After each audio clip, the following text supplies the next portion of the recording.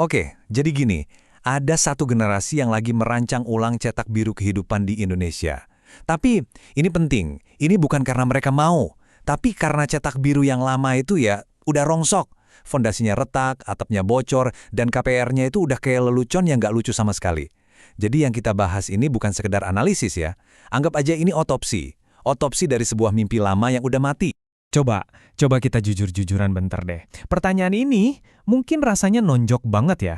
Umur 30, orang tua kita mungkin udah naruh batu pertama buat bangun rumah. Nah, kamu di umur yang sama mungkin lagi sibuk naruh barang di keranjang Shopee sambil ngarep-ngarep dapat gratis ongkir. Kelihatan kan bedanya? Tapi tunggu dulu. Sebelum lo mulai nyalahin diri sendiri, kok gue gini banget ya? Tahan dulu. Kuncinya ada di sini. Lo itu nggak males. Lo juga nggak gagal. Masalahnya adalah lo tuh lagi dipaksa main game yang level susahnya dinaikin diem-diem.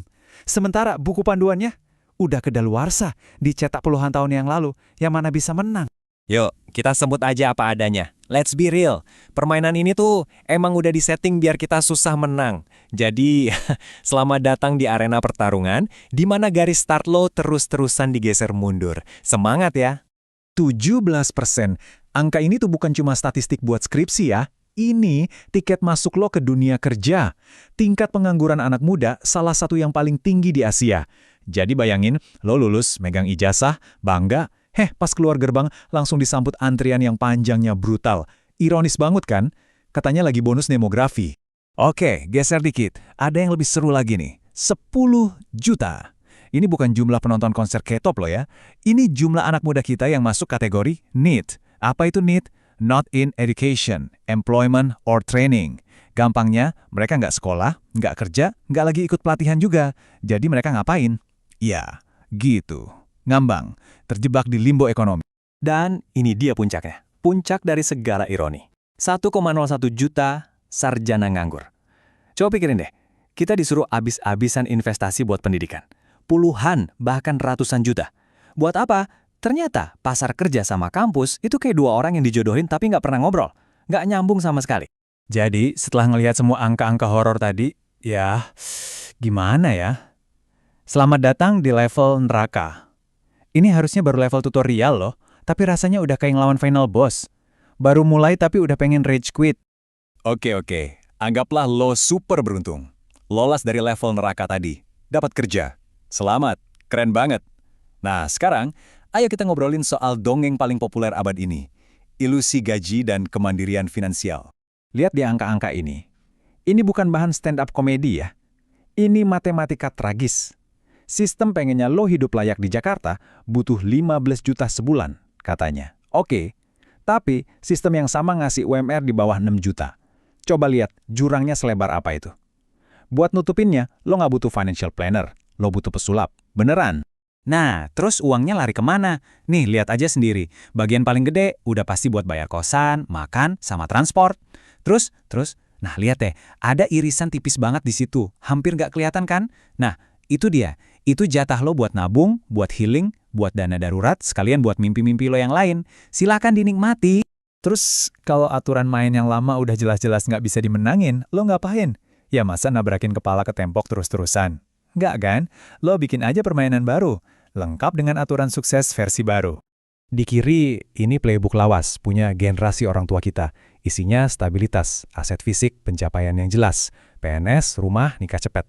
Nah, di kanan ini playbook yang baru, mata uangnya udah ganti. Bukan lagi stabilitas, tapi fleksibilitas.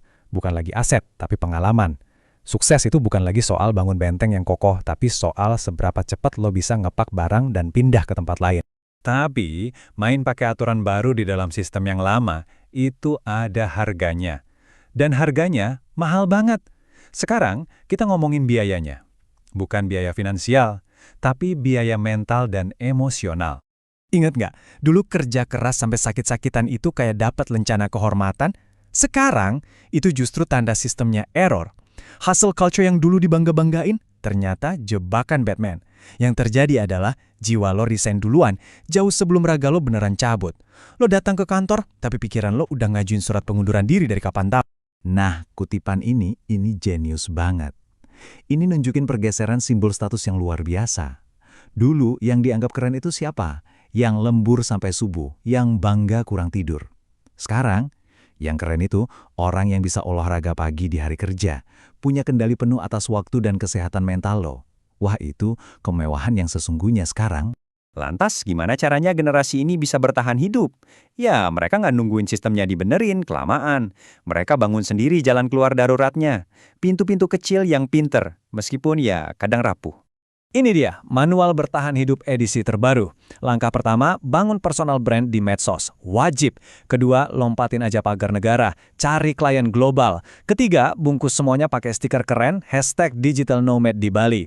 Dan langkah keempat, ini yang paling penting. Jangan pernah lupa untuk tetap cemas soal dana pensiun. Karena jalan keluar ini adalah solusi yang sekaligus jadi sumber kecemasan baru. Semua fenomena ini akhirnya ngebawa kita ke sebuah metafora besar.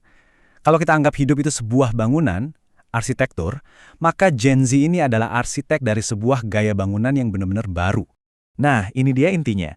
Generasi lama itu ngebangun hidup kayak ngebangun benteng, super kokoh, permanen, tujuannya buat bertahan selamanya di satu tempat.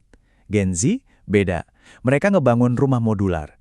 Ringan, fleksibel, bisa dibongkar pasang, bisa dipindahin kapan aja sesuai kebutuhan. Rumah ini nggak dirancang untuk selamanya, tapi dirancang untuk beradaptasi.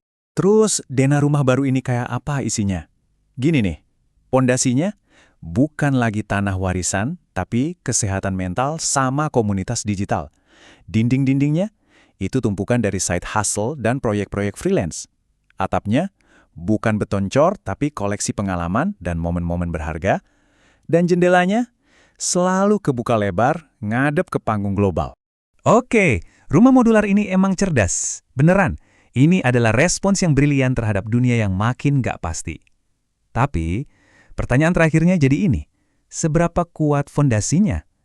Kalau hidup adalah arsitektur, di atas tanah yang terus-terusan goyang ini, fondasi macam apa yang sebenarnya lagi kita bangun? Nah, sebelum kamu tutup video ini, boleh minta tolong? Like dulu dong biar semangat bikin konten. Terus komen, yes, kalau kamu udah sampai sini. Kasih tahu aku kamu nonton sampai habis. Share juga ke teman kamu yang butuh info ini. Karena siapa tahu mereka lagi belum update berita ini. Dan kalau belum subscribe, buruan join family kita. Soalnya subscriber di bulan ini bakal dapat akses early ke project special aku bulan depan. Jadi jangan sampai nyesal.